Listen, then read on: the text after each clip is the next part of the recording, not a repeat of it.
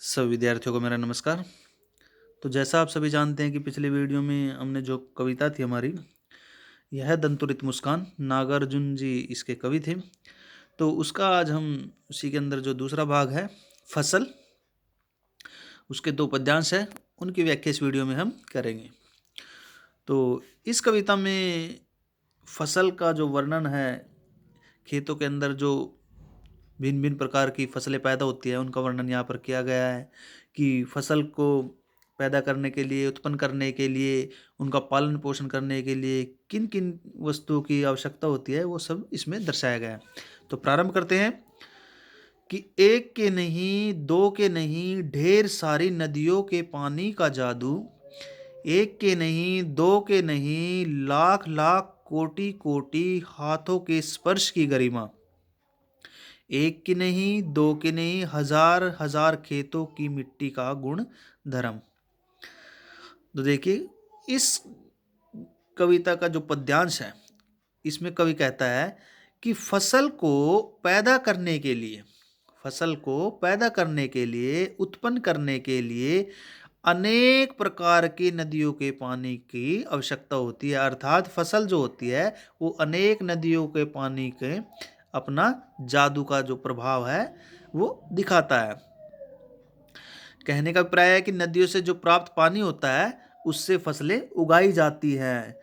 फसल के लिए जो वर्षा का, बरसात का पानी होता है उसकी भी आवश्यकता होती है, नदियों के पानी की भी आवश्यकता होती है। ढेर सारी नदियों के पानी का जादू, एक के नहीं, दो के नहीं, लाख लाख कोटि कोटि हाथों के स्पर्श की गरिमा। तो यहाँ पर कवि कहता है कि पानी से निकलकर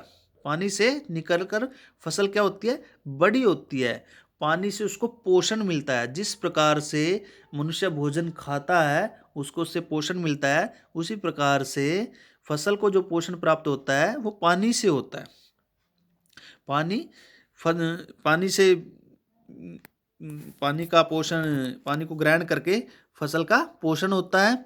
फसल को उगाने के लिए करोड़ों, कोटि कोटि का अर्थ है करोड़ों करोड़ों, अर्थात करोड़ों व्यक्तियों का सहयोग होता है।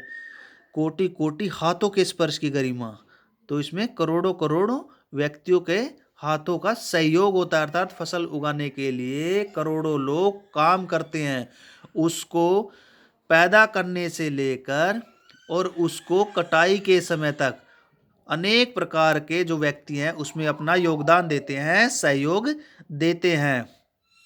यह जो करोड़ों लोगों का परिश्रम का फल है वो क्या है, फसल है। इसमें अनेक खेतों की जो उपजाऊ मिट्टी का गुण का योगदान होता है, हजार हजार खेतों की मिट्टी का गुणधर्म। अर्थात जो फसल होती है वो अनेक प्रकार की मिट्टी में, अर्थात कोई किस प्रकार की मिट्टी है, कोई किस प्रकार की, तो कोई जैसे काली मिट्टी, लाल मिट्टी, अनेक प्रकार की मिट्टी का जो होता है वो योगदान होती है, अर्थात उसका फल होता है। इसके पीछे जो मिट्टी के गुणधर्म भी होते हैं वो इसमें छिपे रहते हैं। फसल क्या है? और तो कुछ नहीं है, वह नदियों के पानी का जादू है। वह हाथों के स्पर्श की महिमा है, भूरी काली संदली मिट्टी का गुणधर्म है।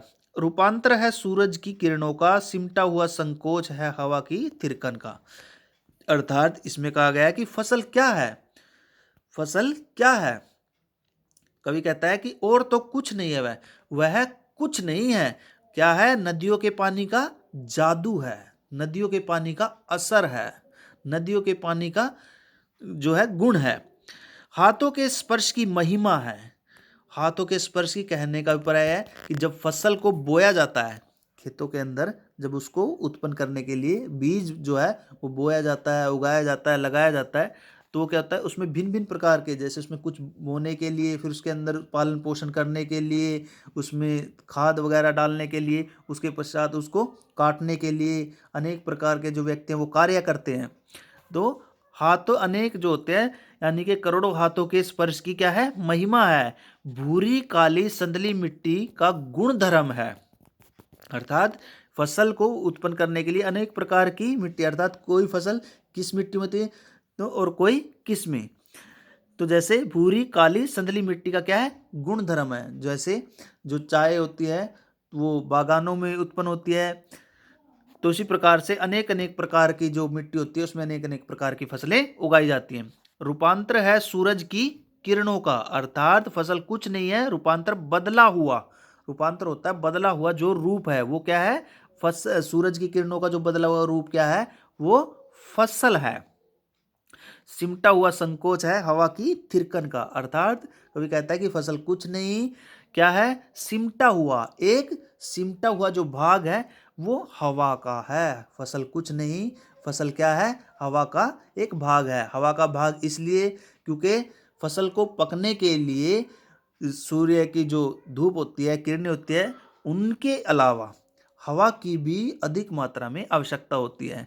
अर्थात उसको पकने के लिए जब उसके अंदर नमी आ जाती है, जब वह पककर तैयार होने लगती है, तो उसके लिए उसको हवा की भी आवश्यकता होती है। तो इसलिए कहा गया है कि सिमटा हुआ, जो सिमटा हुआ रूप है वह क्या है, हवा का है, और कुछ नहीं, वह क्या है, फसल है।